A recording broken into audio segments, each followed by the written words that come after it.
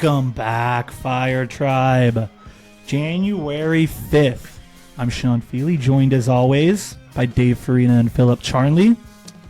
Find us on YouTube at youtube.com/Fireside FPL or listen to us anywhere you find podcasts at Fireside FPL. And if you're watching us and you like what you hear, you like what you see, check out our socials. We post stuff on there, Instagram, X, TikTok at times. But if you are watching on YouTube, please like, comment, subscribe. We really appreciate it. It's free. We love to hear from you. Boys, how are we doing today? Not good. Phil's not good. Phil's not which good. they'll understand why soon. I'm good. Are you good? I had a little vacation. You did have a vacation. Tired. You did have a vacation. Some travel issues. Some powder. Yeah, Did all of it. You Shredding powder. You shred some gnar. All of the gnar and pow that was out there, I shredded. Did you fall at all? A couple times. Phil fell once, broke his arm. Yeah, I didn't separate my shoulder or anything, so Nice. it's always good. And are you okay with the big news for your club today? We don't have to talk about it a lot. I just want to know your gut reaction. Yeah, I'm good with it. I'm Okay. kind of happy about For it. anyone who doesn't know, Amorim has been sacked by Man U. That's the news I'm referring to. I mean, So yeah, I don't want to take up the whole episode with it, but like, don't, please. I remember I said to you guys after the Arsenal game and the first game of the year, I was like, I'm hopeful. They looked really good, even though they lost. You know, it looked like a different team. They were more comfortable in that formation for the first couple of games.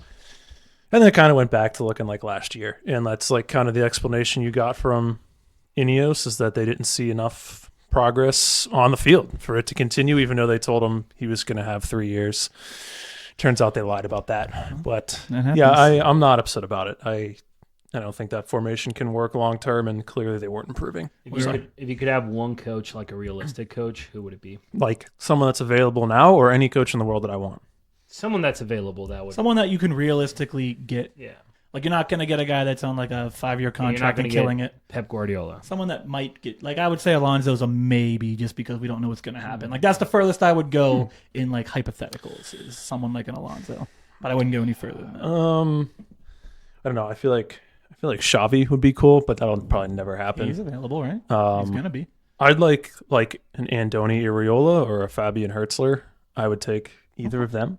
I don't like that. Glasner's being rumored, and he plays the same formation. Cool. Glasner's lit, although Crystal Palace looks pretty bad right now. Yes. But anyway, lit. All right. I'm not unhappy about it. I love that. You know who is unhappy? That is Phil. Bullshit. Punishment time. FPL punishment time. This is the second edition. This was a double game week, so we combined the points, and Phil did finish at the bottom, and he's being brave, and he's going to take on the challenge, my challenge from last week, which was to finish that entire jar of pickle juice before the show's over. So, let's say 25 to 30 minutes. Some people like pickle juice, but the people who hate it. Show the people the pickle elixir there. Phil's not happy, so we found something out today. Phil, Phil, let the people know. Yeah, there's effing 26 servings in this container.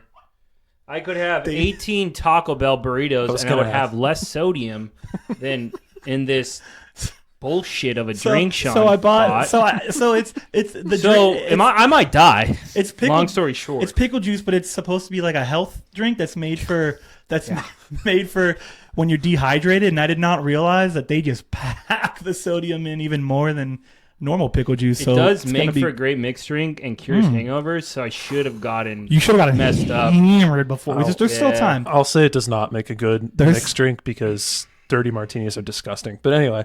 But at any rate, if you die, Addy will replace you.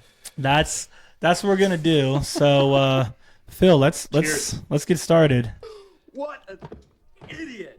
What an idiot! I did have a horrendous week, so this is deserved. Good. That's the new punishment intro. What an idiot! What a loser! Dun, dun, dun.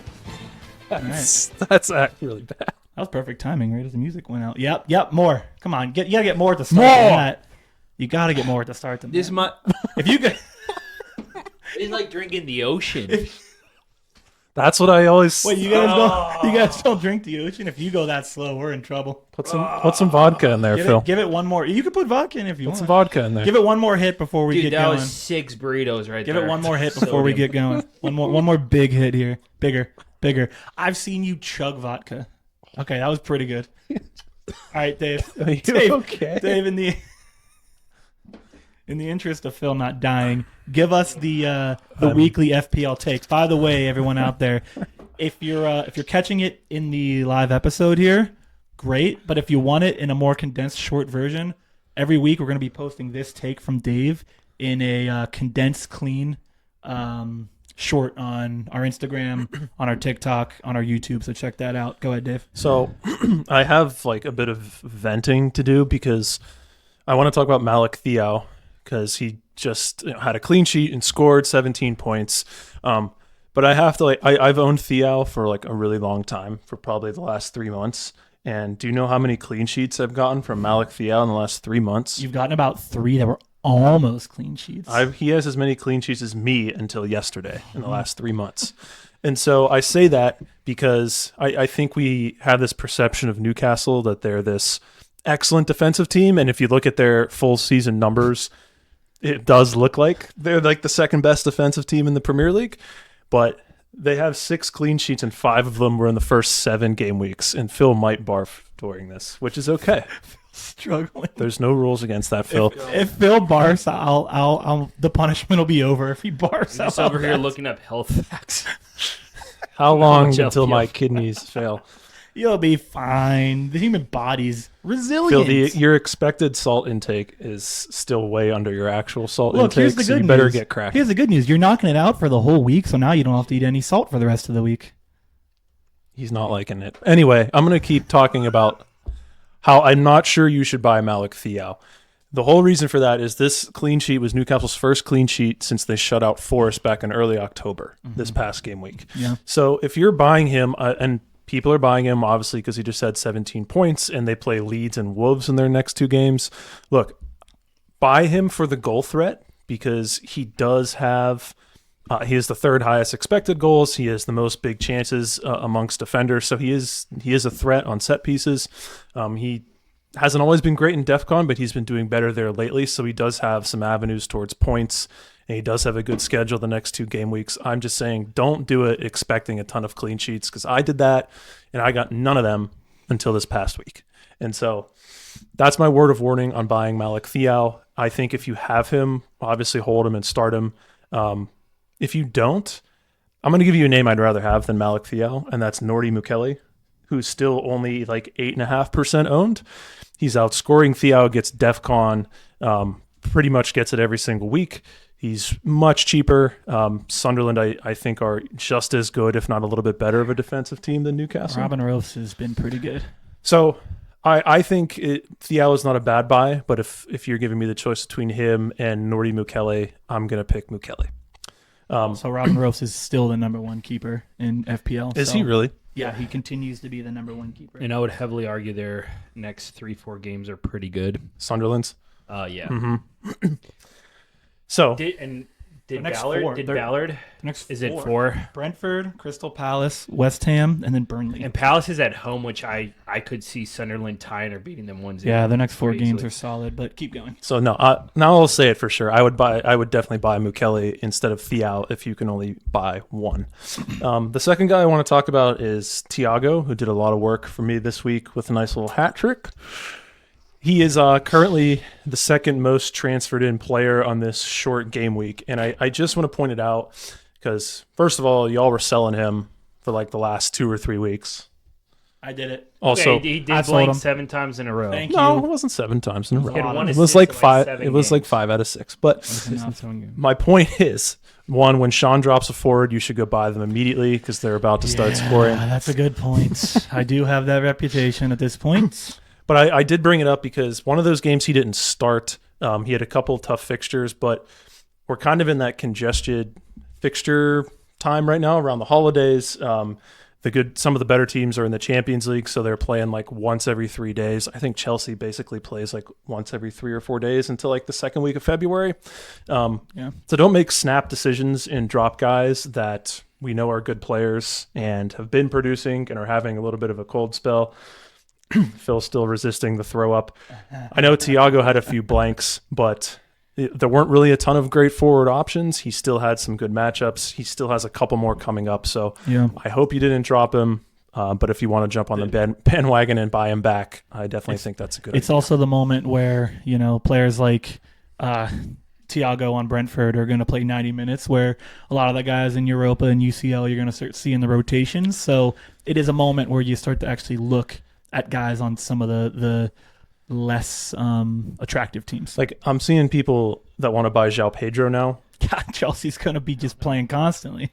Forget about the whole Maresca and having no coach thing. Like, that's a good point. He's just doing what we said he's going to do. He has a couple good weeks in a row, then he blanks for like over a month. He and Welbeck are the same player. They did it all last year together. If you want to pick him up for this good stretch of games, be my guest. But if you watch the City game, he might as well not have been on the field. Got subbed out for Delap. Delap's probably going to play. Is going to start some of these games coming up, given their congested fixtures. So just something like that. I would easily take Thiago over somebody like João Pedro. Do you think Thiago is basically a set and forget at this point? Because I know during that stretch, it wasn't just him blanking, which can happen. It was that he wasn't shooting on target. Everyone was comparing him to like João Pedro in the start of the season. There was a couple rough performances in there for sure. Now, I feel like that's what's weird with Brentford is watching 2 or 3 of those games. They just look stale, like they couldn't produce anything, and then they come out and smoke Everton away, which is probably unexpected. Well, I picked up Tarkowski for this game. Not a great decision. So do you think he's like a set and forget, or is it still a monitor? I wouldn't have any issue playing him the next 3 weeks. Sunderland, Chelsea, Forest. After that, it is Villa, Newcastle, Arsenal. The good news there is he basically gets all of their difficult games for the rest of the season out of the way until they play like Man City in the next to last game. I wouldn't like chase form and chase goals like with someone like João Pedro. I would just hold Thiago if you have him. Can I say though, like when we talk about don't always pay attention to the difficulty ratings, you were just on Thiago, correct? Yeah, it's smart. I know what you're going to say. His next game's against Sunderland, and it's green. Yeah. So you're telling me Brentford, who's been pretty average at best recently, gets a green matchup against a team we just said has been playing really well defensively. I'm sure. I'm assuming that Brentford's home. I would have to assume. Yeah, Brentford's at home. Yeah. I still think like to me that should be a gray. Like I think that should be good enough. They deserve a gray. Yeah. But so just a side point. Don't always trust. It's not a matchup you're afraid of. Don't always trust a matchup. No, but I think to that point, like you see a Bournemouth away or Bournemouth at home, and I'm pretty sure most of those games are gray. I would say beating Bournemouth right now how many at weeks least scoring. Bournemouth is the worst defensive team on the road. It's like season. I would take any forward against Bournemouth, home or away. Exactly. So. And you never know that from the. Don't look at the colors. Do your research. Yeah. All right. Was that the FPL take for the week, Dave? Are we moving on? Well, we should probably. Hell yeah! Keep going. Just wanted to see. This is foul. Yeah, keep going though. You're doing great. I don't know if it's the placebo effect, but I do not feel well. The what effect? The placebo. The placebo. Yeah. The placebo effect. Everybody. Placebo effect. I did want to talk about Gabriel since he's probably the best defender in FPL. That's the main juice for today's episode is Gabriel. That's what we're talking about. I told you last week to just buy him and not be afraid of their next 2 games, and look what happens. You may have been right. 2 goals. No, I didn't predict him score. 2 games. To score, but they play Liverpool. Should have taken. They play Liverpool this week, who are basically the walking wounded right now. Yeah. Except for Verts, he's sweet. If you didn't, he is starting to play well. Yeah, if you didn't buy Gabriel, just go buy him, especially like if you're trying to protect your rank. I think he's somebody you pretty much have to have since so many people are going to buy him, obviously after this advice. But after this Liverpool matchup, I think his ownership is going to go back up into like the 30s, 40%. So I think if you like where your rank is, I think you pretty much have to buy him to protect it. And I would say buy now. Even that price is going up. Even take a hit if you have to, because it's gone up 0.2 in less than a week. So let's use that as that's the end of the FPL conversation, so everyone knows like the strict one. But we are going to kind of continue it a little bit because topic of the day is Gabriel. So let's just start with the FPL piece before we go into the more real life piece of it. I looked back because I knew I had put a post out about him earlier in the season. So I went back on our Instagram. November 1st, I wrote, dating back to 2017, no defender has even sniffed an FPL points total like what Gabriel was getting towards. Closest we've seen was Trent Alexander-Arnold in 2021, finished with 216 points to end that year. And the reference was that Gabriel, at that moment, right before his injury, was on pace to finish with 287 FPL points. Now, was he going to keep that up? Whatever. Probably not. But let's say he doesn't even keep up that pace. 287. He's got a lot of room to drop, and he's still probably going to finish as the top. So you saw it. He's back. What does he do in his first 2 games? 2 goals. Yep. I think he has, 17 points? 24 points, I think, in his last 2 games? 24. 24 points in 2 games. I mean, he is... I think he still finishes with the most points of any FPL defender. Well, he has the most points right now, and he's missed like 6 games. I'm talking in the past, I went back 5 years. In the past 5 years, I think he's going to pass Trent's number of 216 still.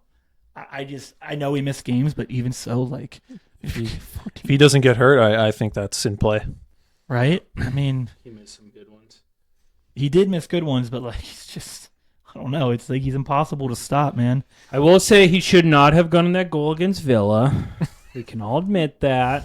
But he so did. Is he cheating? But he did. No, I think you're right. He's a stud. Okay, so let's have a conversation. I think you can't only talk so much FPL about Gabriel, right? He's the best defender in the game, so you can only go so far with that. I want to have a conversation. I want to see where you guys stand on this. Two of the most soccer, football knowledgeable people I know in terms of players. It's a lot of pressure. So it is a lot of pressure. So I want to ask the question, is Gabriel going to end up as one of the best attacking center backs we've seen by the end of his career? So he's 28 years old. I think we know goalkeepers and center backs tend to get better as they get into their mid-20s and kind of last into sometimes their mid-30s at a high level, even further sometimes. So he's got a lot of time, right? He's in his prime right now. He's going to continue to be good. He's on an amazing team. I'm going to start with his stats. Then I'm going to go to a player, and I want to see what you guys like. Where does he compare to that next player? All right. So Gabriel's high-level stats. He's played 345 games in his career. 174 of those were Premier League games. He's got 30 goals. He's got 8 assists. And no center back has scored more than him in the Prem since 2020. We know he's an aerial threat, but he also makes really good forward runs, right? He's pretty solid at getting up and making some runs. Okay, that's Gabriel. First comparison.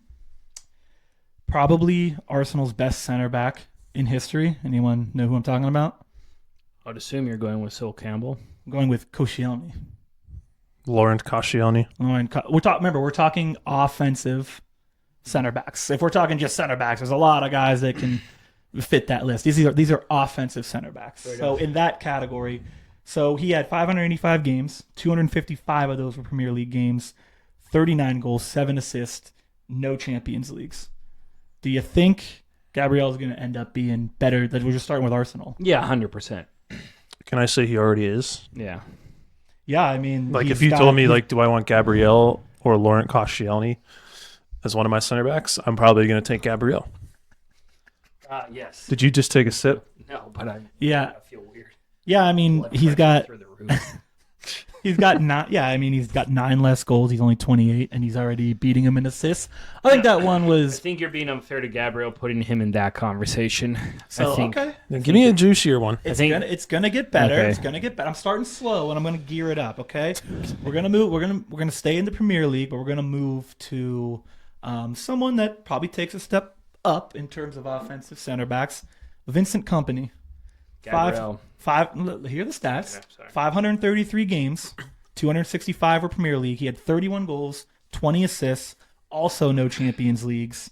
But we know he was a very good progressor of play in terms of his passing.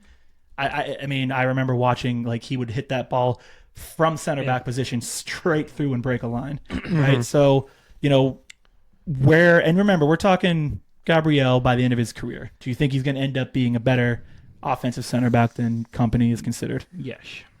You don't seem to even have a question. Phil's like, absolutely. So I love that. And I like Kompany. I like him a lot. I just don't think he's the player Gabriel is. a better offensive center back than Vincent Kompany? Yeah, I mean, we're talking, just because that's what we got to stick in, because there's too many fantastic just center backs that have played. So we stick with the offensive. Like, I think if you just want to go by offense, probably you'll end up with better stats than Kompany. If that's all we're considering, or are we considering Premier League titles? Yeah, no. As much as that pains me to say. We're being fluid in the conversation, Dave. Take it as you will. Like, I'm using offensive ability as the lead-in.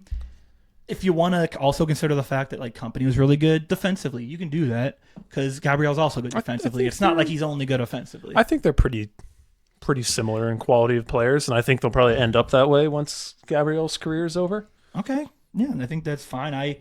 I'm probably with Phil, where I think, assuming Gabriel stays with Arsenal and they can continue their, not dominance, but just being a top 4 team, I think Gabriel certainly probably ends his career as a better player than Kompany did. Any City fan's going to come back to you and I, Sean, and show us the goal he scored against Chelsea, the banger upper 90. Yeah. So. Yeah, I mean, listen, City was irrelevant until they got a lot of money. So, yeah, congratulations. No, I'm just kidding. I'm kidding. I love Haaland, so I'm a City fan at this point. Haaland's awesome. Makes no freaking sense. Haaland's awesome. How's it, Juice coming, Phil? All right, it's terrible. Now I'm really gonna ramp it up for you guys. All I'm right. gonna ramp it up here. One more in the Premier League.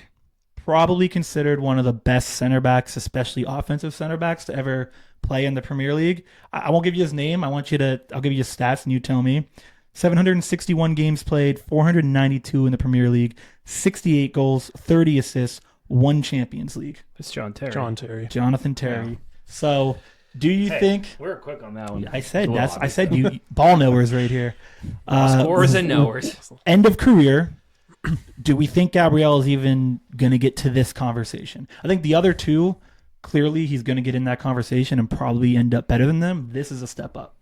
Again, are we just talking offensively? We're talking. You're kind of presenting the questions in more of a career way, but then shifting offensively. I mean, it's hard. Take it career way if you want, because they're all. Gabriel's a good defender. Okay, so it's fine. I'll say at the end of his career, if I had to pick between two guys to score a 90th minute header to win a game, I'm going to pick Gabriel. But I don't think Gabriel is going to reach or be close to what Terry did for Chelsea or the EPL league during his career, title wise. His character, not his characters. I know he's a dickbag sometimes, but what he meant to Chelsea and the Premier League, I don't think anyone comes close to him.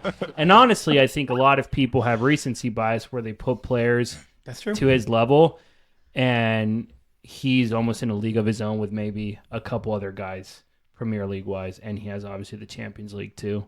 Should have had 2 if he doesn't slip against United. So, do you remember that? Yeah. That was good for you. So, yeah.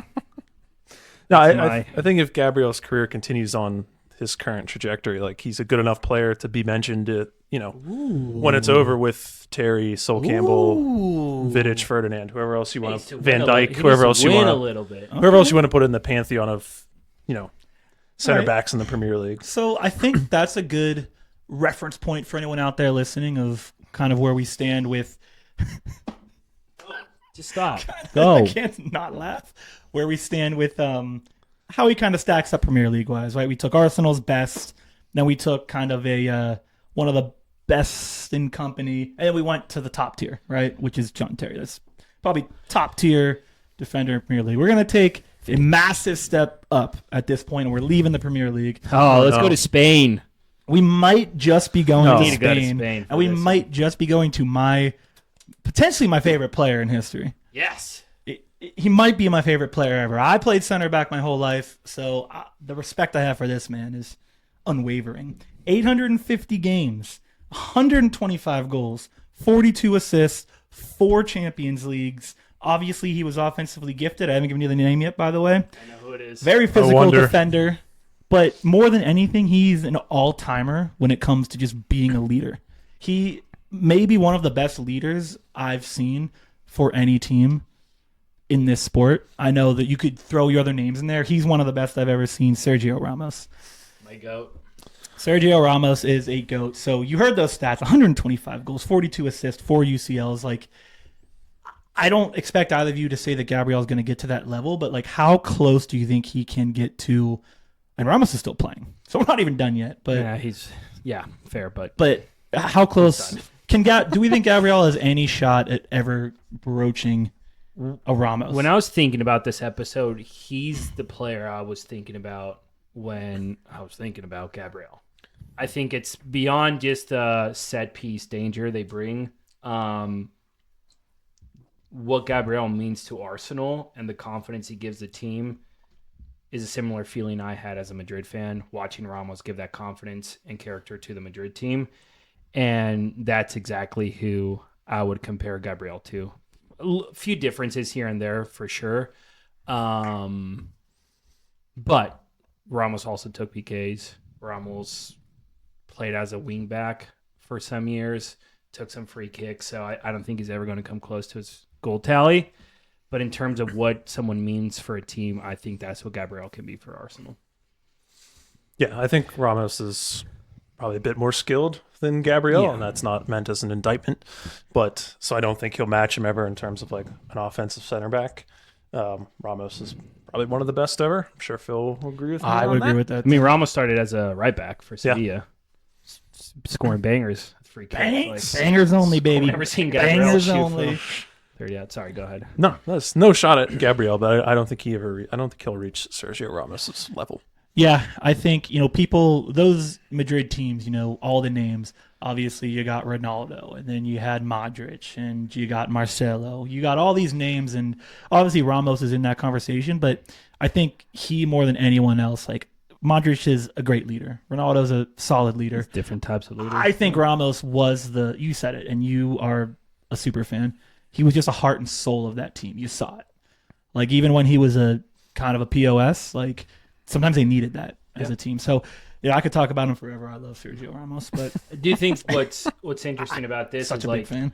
Someone who scored even more goals than him for Madrid is Fernando Hierro, who also took PKs for Madrid and Spain. And then obviously no one's ever going to come close to this guy. Oh, I'm not done yet. Oh, you're not done. I got one more, and this might be the guy. There's another one? This is the last one. All right. And we may agree on this one. We may not. Let's see what happens here. I'm interested. The last name I have, which is widely considered the best offensive center back to ever play, is Ronald Koeman. And we are in agreement there. But that one doesn't really count because he played all over the field. Well, you're right, but 684 games, 240 goals, 91 assists, 2 UCLs, PSV, Barca. I'm sure Phil knows the Barca one, but yeah, one of the most prolific center back scorers there ever was, free kick taker, penalty taker. I think we all probably agree Gabriel's never gonna even approach. No this. one's gonna ever approach. Yeah. Okay. Yeah. So we agree there. I want to throw it in for fun, just because. Yeah. No, that's fair. That's fair. Like when we're talking Gabriel, that's the mount. That's the peak. That's the peak of the for mountain offensive for this conversation. Yes, for this conversation, that's the peak. So I just want to put that comparison in, and I kind of forgot how many goals that he scored, and that's just disgusting. Yeah, absolutely disgusting. Okay. So that was the conversation. I thought that was fun. I think it's a good time to talk about Gabriel. He is probably, would we agree, best center back in the world right now? Yeah. He's everything you want as a center back. Yeah, I think he's so. He's clean. He's good out of the back. He brings character. He brings heart. He's quiet too. Like he's quiet in the way that he doesn't complain. He's quiet but loud at the same time. Well, he's a leader while he's loud, but he's not like he doesn't moan and complain on the field. In every set piece, you're trembling. Oh, absolutely. When he's on the field, it's disgusting. Outrageous. And he scored a goal in the right place at the right time in the box over the weekend. He kicked that ball in, yeah. When a few years ago, probably a decade ago, a Brazilian forward called Gabriel was in the talks about one of the best forwards in the future. Turns out this guy's the true Gabriel. Gabriel! How the turns have tabled. The turns have tabled. And I'm not done with my pickle juice because I'm a little B word. It's okay. We're not done yet. We have one more. We have one more thing to do. We got to go to who scored the ball. Oh! And we have another thing I lost in. We have a new scoreboard visual for the peeps. Let me bring that bad boy up. Bang! There we go. Who scored the ball? If you're watching on YouTube, you can see at the moment I am winning with 2. Dave has 1. Phil still has 0. In this past week, I chose Ekatike, which worked out horribly considering he had no goal in the first game and then didn't play in the second one. True. Phil, you chose Virgil van Dijk, which was a ballsy choice to say the least. I meant Gabriel. Yeah, and he did not get any goals. Dave, tell the people who you chose this week. My good friend Matthias Cunha. Matthias Cunha, who did in fact get a goal. Scored. So Dave Go. does in fact get 1 goal. He should have had 2, right? That didn't feel like an offsides to me. I mean, yeah, the United. So Let's not talk about what United should do and what they do. So there's the scores. We're gonna pick for this upcoming week. Who wants to go first? Dave, you won. You go first. Okay. I was between 2 guys. Is it a double game week, by the way? In terms of our show? Yes. No, it's not. It's one. just 1. Okay. Just one. There's some cup games on the weekend. Gotcha. I'm going to pick Ollie Watkins. Ollie Watkins. Pick him. Sorry. No. You can pick him. Ollie Watkins against Palace. Remember, whoever finishes this. Pickford. Yeah, that's a good idea, Phil. Who's he picking? I couldn't even understand I'm him. going to go with Morganza Beans Rogers. Morganzo Rogers. I like that. Remember, end of the season, whoever has the most points gets a prize, which we still have not selected. I'm going to go with Johan Visa this week. The man who's back for Newcastle, but may only play 20 minutes. We're going to see what happens. Him and Walton Med, it's a bit of a risky pick, but if he does play 70 or more minutes, I do think he's going to score a goal. So that's what I'm going to go with. That was who scored the ball for this week. Phil, how much you got left? I got a little bit left, but I'm not feeling that good. Friend. I mean, I'm going to keep doing listen, it. the episode's over. Are you going to are we not finishing it, or what are we doing here? Can we make this a Coach Carter movie and everyone says, like, I'll do something for him? I'll do something for you. I'll finish I'm not going to do it. I'll finish it for you, Phil. I enjoy it. I'll finish it for you. Oh, my God. Pass it over. But you don't have herpes of the mouth, right? No. Okay. Only of the tongue. In My brother in Christ. case finishes that for me. anybody out there was wondering about that. We forgot to pick the punishment. Woo! Thank you. We did it. Smells like pickles. yes. They should make a movie out of this, but we forgot to talk about the My challenge. eyes are watering. Yeah, It's terrible. Phil was the loser, so he picks the challenge for next week. Phil, what is the loser doing next week? Oh my God. The loser next week has to do the episode in either British or Australian accent. Maybe it's a mix. We're not good at it. It's not to insult anyone or make fun of any accent. Really It's do just insult us because we suck at accents, so it might be a little funny, especially for the person who loses. So that's like gonna that. be the punishment, because that was not healthy. No insult. Yeah, no insulting there. You know, while we do our accent, feel free to be on your side of the screen or earbud doing an American accent and making us sound stupid. Yeah, we're totally okay with that. All right, great episode, boys. That is rough. God, That's bad. that is salty. He's right. That's you're gonna feel like crapping a little bit. I already All right, do. and with that, see you. Bye. Bye.